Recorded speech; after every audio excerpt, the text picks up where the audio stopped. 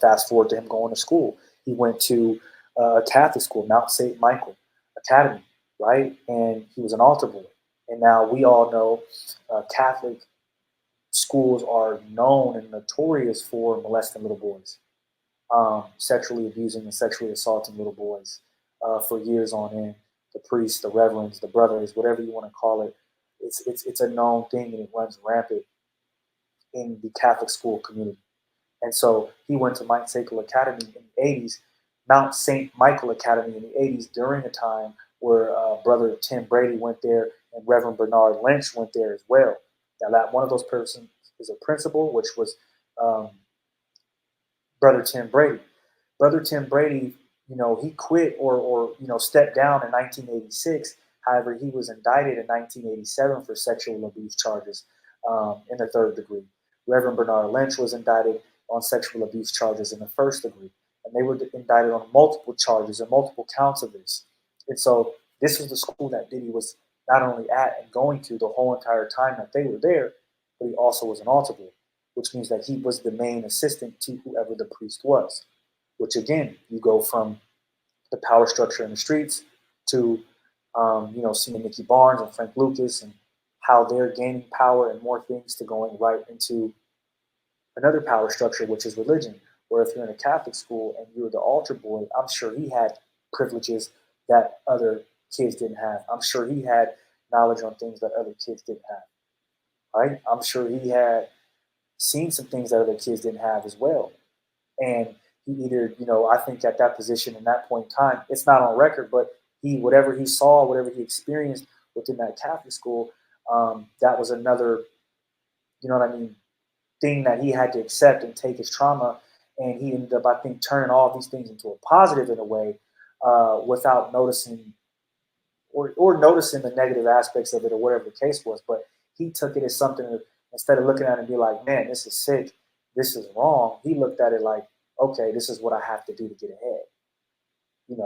This is how my pops was, this is how my priest was, this is how the principal was, this is how I have to, this is what I have to do to get ahead. And I'm sure that's where he learned sexual coercion. And because when you think about the indictment, if you're inviting ladies out, and it's sounding consensual, and then if they don't want to consent, you're somehow trapping them into these traps. That's sort of the same thing that they're doing to these little boys because they don't have the knowledge to know that they're walking into a trap. So when you think about it, he went from one negative power structure to the next negative power structure. At that point in time, he starts working with Andre Morel, and then the list goes on from there. That's when he starts to gain power. He becomes a vice president of a record label. He has performances, you know what I mean? Biggie, Mace, all these different people. He becomes powerful beyond your wildest measures. And I think at that point, he had already been conditioned so much from his upbringing with his pops to the Catholic school, where I think that imposing your will by threatening, extortion, and bribery was just first nature to him, right? Especially with the newfound power that he had. I also think that sexual coercion was a thing for him that he probably had already started doing, And even though the indictment only goes from 2008 to 2024, you think it just started on 2008? It's possible that it didn't. This is something that, again, when you look at childhood, it's been there and it's been brewing for this whole entire time. It's just now, blowing over. That's the only thing that's happening. So when you look at that and you look at the power he has, imagine the trauma that he has, though. And do you think he was able to talk to anybody about this trauma or ever, get it off of his chest? I personally do not think so. And, again, while it doesn't make him innocent, it does give you a peek inside the mind of Diddy. And damn, maybe, at once he was the groomed before becoming the groomer. And so it just shows you how some people take their negative, those experiences like that, and they decide to go and inflict the same pain that was inflicted on them. Something I really don't understand, and that's even sicker to me, because you went through it. You know how it felt. You understand and experience the trauma from it, and now you're going to go ahead and impose that same trauma on people after you. So I think that Diddy became a person with fucked up sexuality, right? Because if your mother's an escort, again, you're seeing sexuality in a way that maybe you shouldn't be seeing it at 10, 11, 12, whatever the age is. Maybe you're seeing her perform different sexual acts. You might be seeing um, different types of partners come in. Pops, again, he's out in the streets. You might be seeing uh, different things in the streets that are piquing your curiosity at an age that it shouldn't be.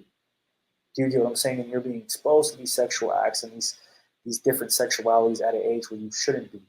Then you go into the Catholic school where I'm sure there was molestation, sexual abuse, and sexual assault going on at that time because there was a whole federal indictment on it. So when you look at that as well,